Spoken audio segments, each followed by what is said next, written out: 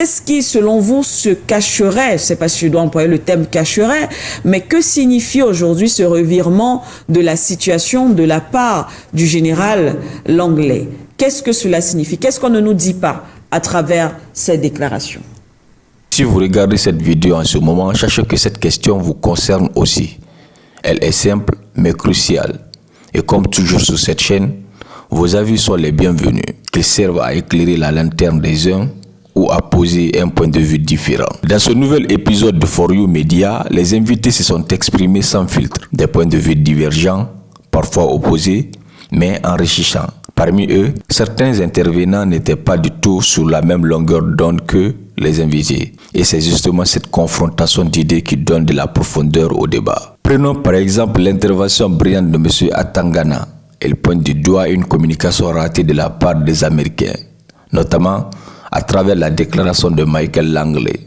Selon lui, malgré le revirement apparent de ce dernier, l'objectif final reste clair: renforcer la présence militaire américaine sur le continent. Vous avez bien posé la question, vous avez même très bien posé la question. En fait, c'est juste qu'on ne nous dit pas qu'il y a eu échec de communication dans leur tentative qui reste la même. La même, c'est-à-dire installer des bases militaires américaines en Afrique. Oui. Parce que les bases militaires, en plus du fait que les bases militaires françaises, les Africains n'en veulent plus. On revient avec exactement la même tactique, nous mettre les bases militaires. Et dès qu'on vient mettre les bases militaires dans ton pays, c'est celui qui a la base militaire qui commente. C'est-à-dire, en réalité, on est en train de vous dire que vous, Africains, vous ne devez jamais être indépendants. Et pour ne pas faire passer ce esclavagisme moderne pour l'esclavagisme, on met à la tête un noir. Le général de l'Afrique, comme n'est pas noir pour rien. Je vous fais simple. Si vous pensez qu'il est noir pour rien, c'est parce que là, exactement, je vous avais dit, nous ne connaissons pas notre histoire. Très peu. Même l'histoire de décolonisation. Le jour où, en lisant l'histoire de la colonisation en Afrique, j'ai vu, pendant la colonisation, en tout cas camerounaise, qui était une colonisation allemande, j'ai vu ce que c'est qu'une armée coloniale. J'ai eu la chair de poule. Oui. Les armées qui nous ont colonisés étaient toutes faites d'Africains noirs. Quand vous entendez que les Allemands massacraient les gens, il n'y avait que les officiers qui étaient blancs. Ça va vous choquer, mais c'est la réalité. Allez donc regarder les troupes allemandes. Juste une photo. Vous allez voir des noirs alliés. On leur disait, allez massacrer les sauvages. Et vous, vous êtes des indigènes évolués. Eux sont de vrais indigènes. Je vous rappelle en passant que un des rares officiers, je crois que le seul officier de l'armée allemande a été Martin Paul Samba, un Camerounais. À quel moment il va se rebiffer? C'est après une campagne dite de civilisatrice où on a massacré son propre peuple, les Boulous. Il revient, il pleure et dit, là je ne peux plus. Parce que notre histoire même on ne nous la dit pas, parce qu'on ne veut pas d'éveil de conscience. C'est d'ailleurs la raison pour laquelle vous voyez que Martin Paul Samba avait été fusillé et les autres avaient été pendus. Parce que dans la doctrine militaire allemande, on ne pend pas un officier. On le fusille. Les autres étaient pendus parce qu'ils étaient du bas de gamme, pour eux, à leur vue, à leurs yeux. Mais il se retourne comment? Il est un officier de l'armée allemande. Et il vient à la tête des troupes pour mater les populations noires, africaines, camerounaises. Et c'était des massacres innommables. Très bien. On a vu la même chose quand les Nord-Américains ont essayé de sortir de l'esclavage. C'est ça qu'on appelait les house niggers. Les Noirs convaincus qu'ils sont... ils disaient aux autres Noirs qui voulaient sortir de l'esclavage, mais pourquoi vous voulez sortir de l'esclavage? Vous êtes Noirs, donc... Après des siècles, vous savez, dans leur tête, ça faisait tilt. Noir, ça me rappelle le blanchiment des troupes. Quand ils nous prennent pour aller lutter à la Seconde Guerre mondiale contre les Allemands. quand ils doivent, les Allemands, ceux qui ont les troupes du général Leclerc doivent défiler aux Champs-Élysées, on leur enlève les uniformes, on les donne à des blancs réservistes qui n'étaient pas au combat. Et le pire, moi j'ai le reportage, hein, donc je n'invente pas, fait par les Français. Parce que le général de Gaulle disait que les femmes françaises ne doivent pas regarder des Noirs comme des héros. Parce que c'était la mentalité coloniale. Le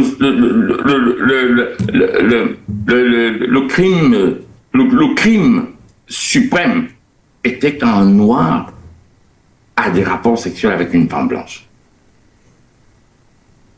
Je ne sais pas pourquoi, c'est le crime. Hein. Surtout qu'actuellement, ils estiment que l'hétérosexualité n'est pas importante. Pourquoi cela sert d'avoir des femmes? Ben, bref, c'était une parenthèse. Donc, j'étais en train de dire que nous avons le remake de l'histoire. Et qu'est-ce qui s'est passé à la première sortie de ce général? Même les Noirs américains sont sortis pour lui dire « Tu es un house nigger.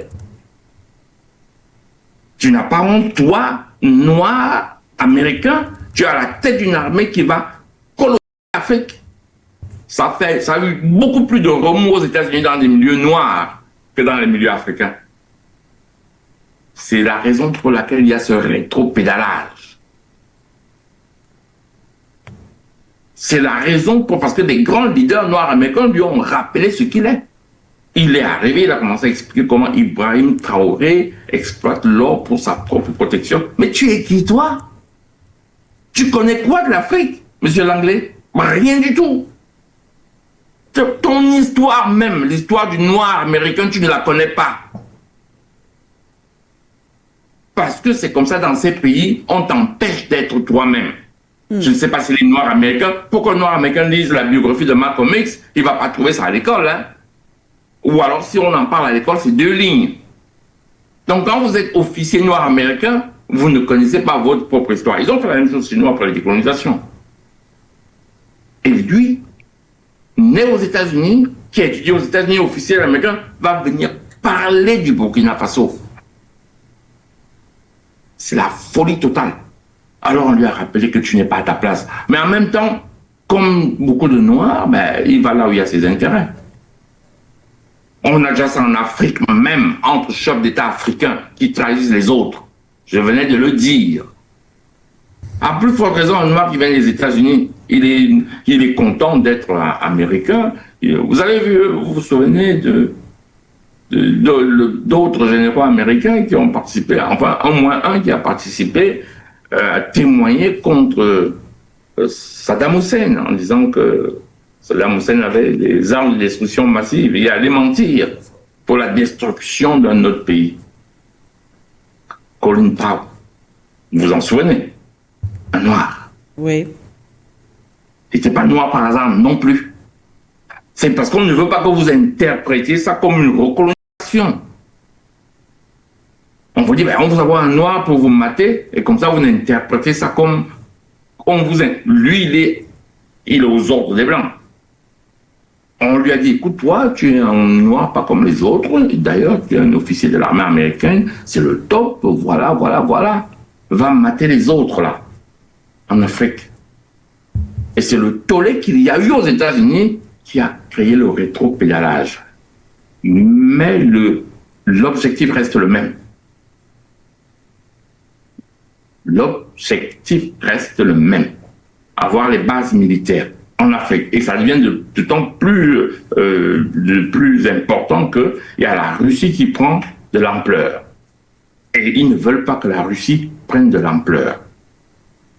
Et vous avez entendu ce qui s'est passé en Russie, c'est lié.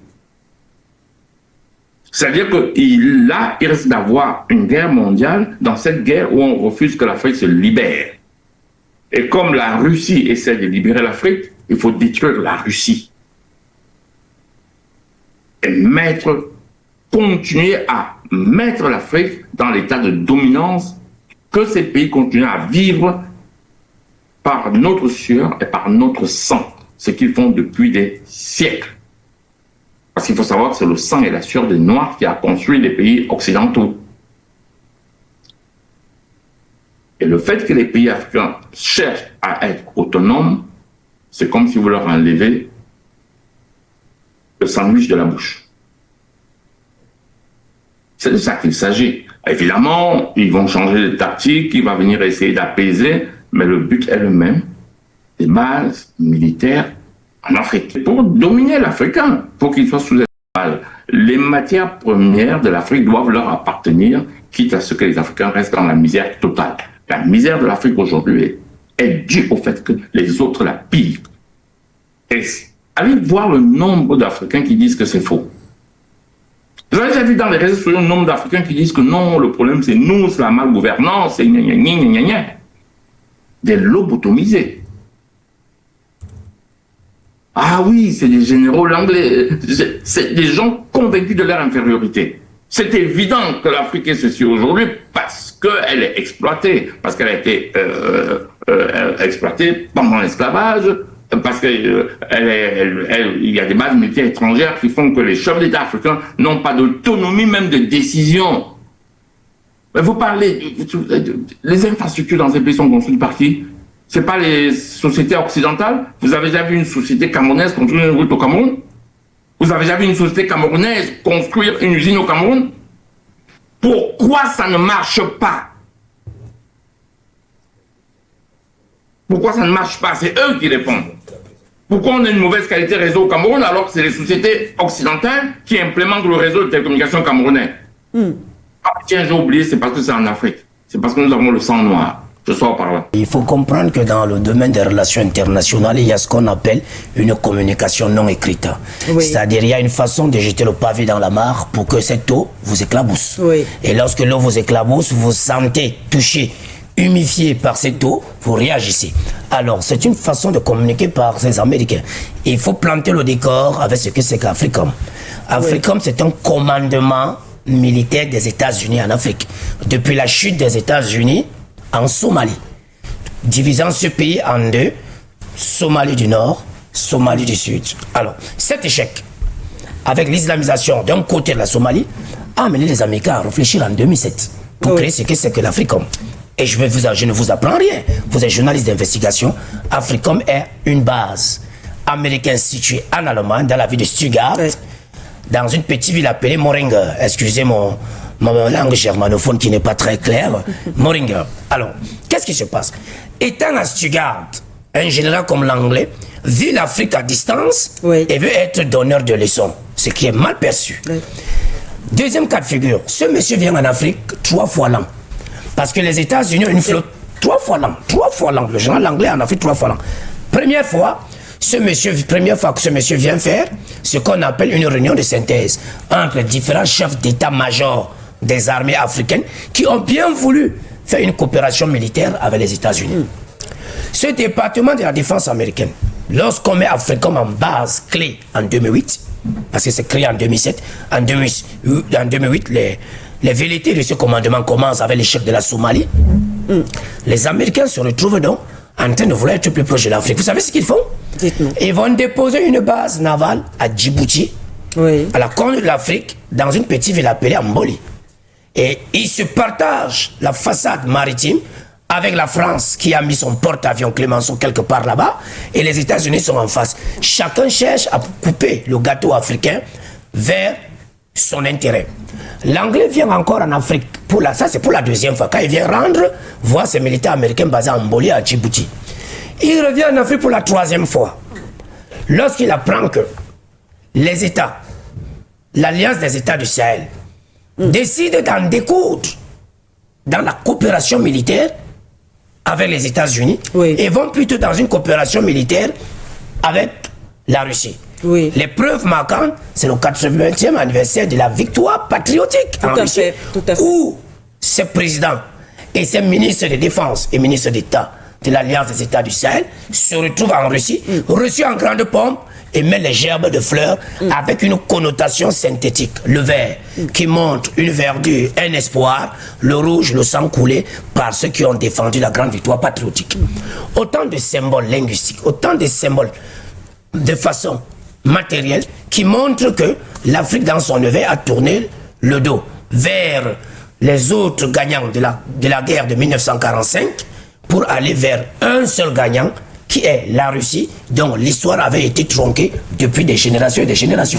Parce qu'il faut comprendre que la bipolarisation du monde arrive parce que deux grands blocs ont gagné. Le bloc du plan Marshall et le bloc du Comintern.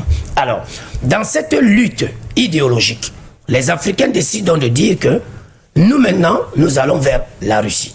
Et en allant vers la Russie, il est de bon ton que les États-Unis, se réclamant dans le précaré africain, disent que comment faire pour revenir dans le débat. Pour revenir dans le débat, un général appelé Langlais décide donc d'interpréter, je ne sais pas si s'exprime couramment en français, parce que pour quelqu'un qui est basé en Allemagne, qui parle une langue germanique, qui parle l'anglais, je ne sais pas que c'est de maîtriser bien le français qui a été employé par le leader de ce qu'on aurait appelé l'éveil de conscience burkinabé.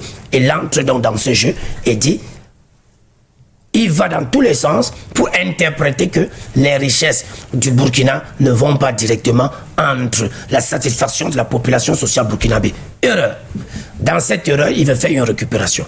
Il revient dans l'apaisement et en matière de diplomatie, on essaie de créer par des petits feux de chou qu'il serait senti frustré, il se serait senti frustré pour poser une démission. Mais il faut comprendre, la démission de quoi? Pour faire quoi?